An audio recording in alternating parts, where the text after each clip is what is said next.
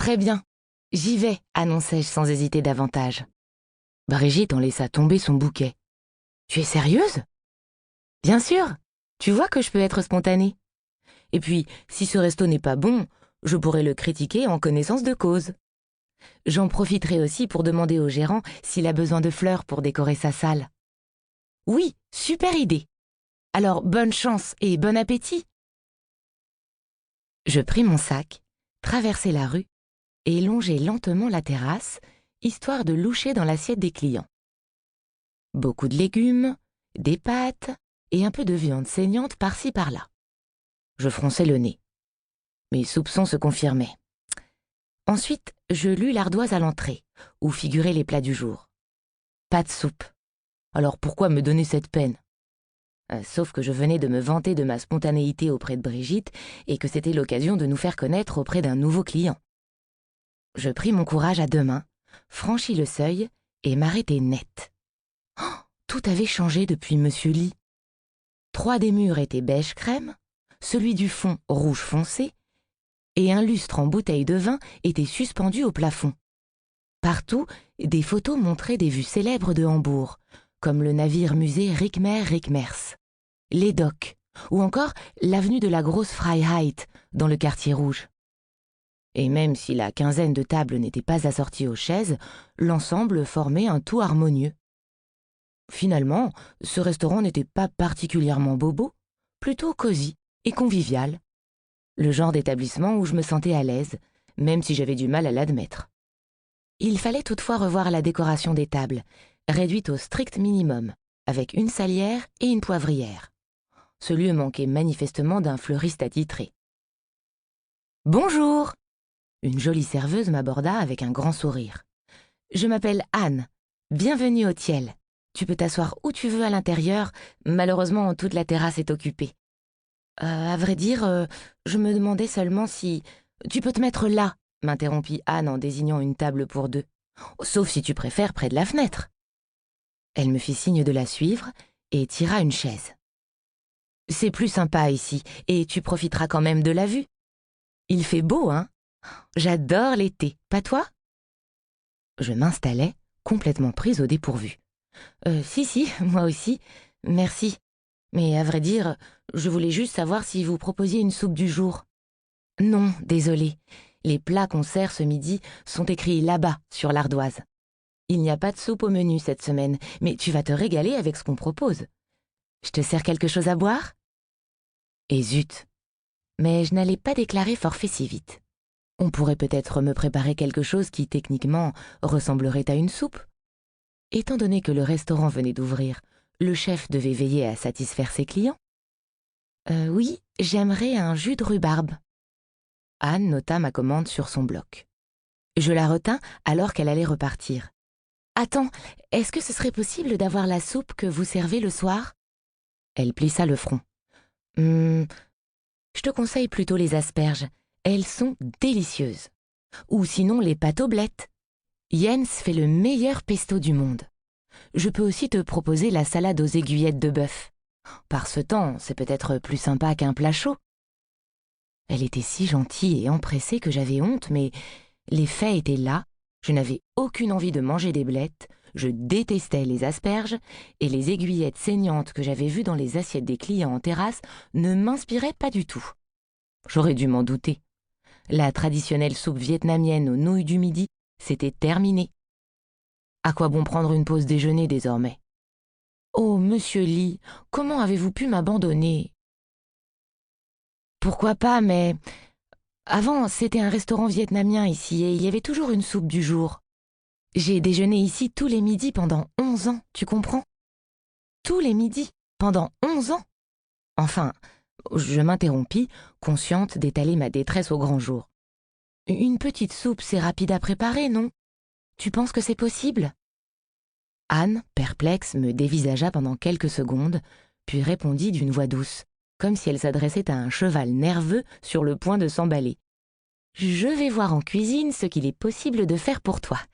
Mais d'abord, je t'apporte un bon jus de rhubarbe. Ça te va? C'était certain, elle me prenait pour une folle. Je hochai la tête. Oui, merci beaucoup. Alors qu'Anne s'éloignait, je l'imaginais s'emparer d'un mégaphone et crier: Ça la cuisine, ça la cuisine, on a une urgence à la table 7. Je répète, on a une urgence à la table 7. Elle disparut derrière les portes battantes et revint quelques instants plus tard, le sourire aux lèvres. Tu sais quoi? Lucas propose de te préparer soit un bon potage de blettes accompagné de chips au parmesan, soit la soupe de poisson du soir, comme tu préfères. Oh là là, c'était de pire en pire. C'est gentil, mais je n'aime ni les blettes ni le poisson. Tant pis, Non, attends, s'écria Anne, craignant certainement que je laisse une critique assassine sur Internet. Je vais chercher Lucas pour que tu vois directement avec lui, d'accord? Elle disparut à nouveau et revint avec un jeune homme blond aux yeux verts, la vingtaine, qui portait une veste de cuisine noire. « Bonjour, dit-il d'un ton un peu sec. Alors, si tu n'aimes ni les blettes ni le poisson, qu'est-ce que tu dirais d'un velouté d'asperges ?» Ma bonne volonté en prit encore un coup. Ce restaurant commençait vraiment à me taper sur les nerfs. « Je n'aime pas les asperges non plus, désolée. » Dans ce cas... Une soupe vietnamienne aux nouilles, ce serait super.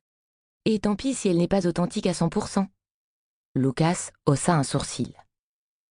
Je vais chercher le chef, répondit-il avant de disparaître derrière les portes battantes. Bonne idée. Après avoir fait part de mes réclamations auprès du patron en personne, je lui proposerai mes services de fleuriste. C'est toi la cliente difficile? J'étais tellement occupée à imaginer le gérant en mafieux, chemise ouverte sur la poitrine et chaîne en or, que je ne vis pas Lucas ressortir de la cuisine avec le chef. Je levai brusquement la tête. Un homme brun d'une trentaine d'années, lui aussi vêtu d'une veste de cuisine noire, se tenait devant moi. « Bonjour, je m'appelle Jens Thiel. »« Isabelle Wagner, » répondis-je en serrant machinalement la main qu'il me tendait. « Isabelle, enchantée de faire ta connaissance. » Il se laissa tomber sur la chaise en face de moi et poussa un léger grognement. « En temps normal, je ne prends pas le temps de venir discuter avec les clients. Mais tu n'y es pour rien si ma responsable de salle et mon sous-chef ne trouvent pas de solution à ton... à ton problème. Si j'ai bien compris, tu voudrais une soupe. » Tandis que j'acquiesçais, Anne posa un grand verre de jus de rhubarbe devant moi. « Et voici.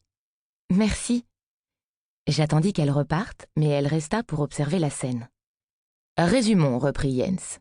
Lucas t'a proposé 3 alternatives, mais aucune ne te convient et tu as réclamé une soupe vietnamienne. C'est bien ça?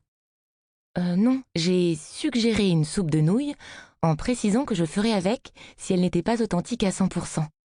Je tiens à rappeler qu'avant, ce restaurant était une excellente cantine où on servait une délicieuse soupe de nouilles. Jens Thiel éclata de rire. « Ah oui, Monsieur Lee, le fameux. Tu as eu déjà l'occasion de jeter un œil dans sa cuisine? » Non, pourquoi? Oh, pour rien. Je faillis insister, mais il valait certainement mieux que je n'en sache pas plus. Toujours est-il que je travaille à la boutique d'en face et qu'à midi, j'ai toujours pris le plat du jour de Monsieur Lee. Une soupe de nouilles, donc. Depuis 11 ans, précisa Anne. En effet, aussi étrange que ça puisse paraître, c'est ce que je mange à chaque déjeuner. Jens s'efforçait de garder son sérieux, mais l'étincelle d'amusement dans son regard en disait long. « Je comprends, répondit-il. La soupe occupe une place essentielle dans ta vie. » Exactement, et je ne vois pas ce qui vous empêche de m'en préparer une. Il faut savoir faire preuve de souplesse. Jens ricana. Ah oui. Oui, poursuivis-je sans me laisser décontenancer. Moi, par exemple, je n'aime pas trop les roses. Mais si tu viens dans ma boutique pour acheter un bouquet de roses, je ne vais pas refuser de te servir, vu que le client est roi. Tu comprends? Non, il ne comprend pas, intervint Anne. Jens n'a jamais offert de fleurs à qui que ce soit de toute sa vie, encore moins des roses, même pas à sa femme. Quoi? Il était marié? Oh, la pauvre! Tu as tout à fait raison, me dit Jens en ignorant le commentaire d'Anne. Le client est roi et je dois faire preuve de souplesse. Encore mieux, je vais supprimer le menu pour que chacun puisse commander ce dont il a envie. Un burger bio, vegan et sans gluten, une crème brûlée sans lactose, une soupe de nouilles ou que sais-je encore. Très bien, reine Isabelle, vos désirs sont des ordres. Je restai interloquée quelques instants avant de me ressaisir. Merci beaucoup, c'est très aimable de ta part. Pour continuer à écouter ce livre audio gratuitement, cliquez sur le lien dans la description et vous pourrez l'écouter en entier sans frais grâce à l'essai de 30 jours d'Audible.